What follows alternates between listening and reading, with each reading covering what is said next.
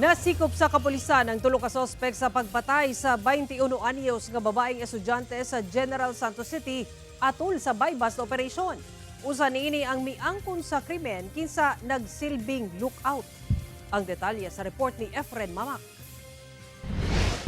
Naligo na sa kaugalingong dugo ug wala na'y kinabuhi samtang naghigda sa katre diyang napalgan sa mga kabanay kining 21 anyos nga babae. Human gipatay sa mismong panimalay ni ini sa barangay Apopong, General Santos City niadtong December 8. Niadtong Biyernes, upat ka mga lalaki ang gikustodiya sa General Santos City Police human masikop sa managlaing buy-bust operation.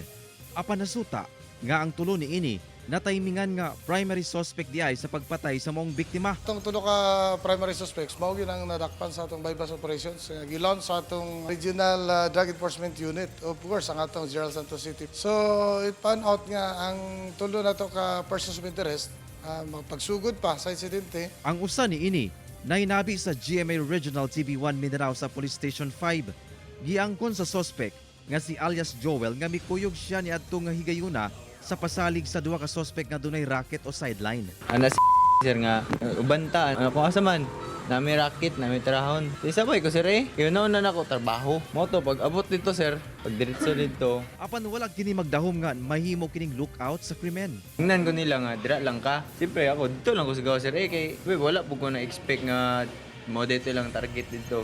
Ana man na isa sir nga bantay lang diha. Mo to bantay ko sir. Taod-taod nadungog og nakita na kuno niya nga gidunggab og gituok ang biktima. Taod-taod sir, singgit naman babae sir. Lili ko sir. Mo to gi tunggab ni sa wala pa siya ni singgit sir. Ningon ng babae nga ayaw kuya. Yatag niya tanan. Niya moto nihilom kadali sir. Paglili na ko gituok ni sir. Taod sir ni singgit siya nga tugan daw siya ka mami. Saysay sa suspect nga gibahinan kuno kini og 800 pesos sa suspect base sa kwarta nga ilang nakuha sa balay sa biktima. Gisulayan sa GMA Regional TV1 Mindanao nga makuha ang pahayag sa laing mga suspect apan gipaubos pa kini sa inquest proceedings.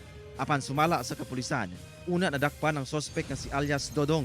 Miingon kini nga igo lang kuno kini nang hatod og pagkaon alang sa hayop human gisugo sa inahan sa biktima. Igo ra po na ako giatag sa iyang katong gisugo sa iyang mama.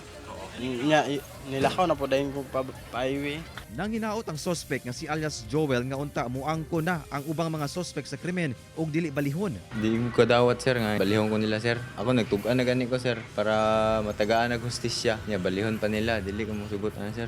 Gawas sa kasong paglapas sa RA 9165 kon Comprehensive Dangerous Drugs Act, posibleng mag-atubang og kasong murder ang tulo ka suspect. Samtang miapela ang laing usa ka 35 anyos nga suspect sa buy-bust operation kinsa nagmaneho sa motor nga angkas ang suspect nga si alias Joel nga wala kuno kini kalambigitan sa pagpatay sa mong biktima lakip sa paggamit og illegal nga droga. Labot, isakyan na sabay na ako akong papa o akong anak. Ginakuhaan pa og payag ang kabanay sa biktima. Kauban si Bong Vicencio, Efren Mamak. 1 Mindanao.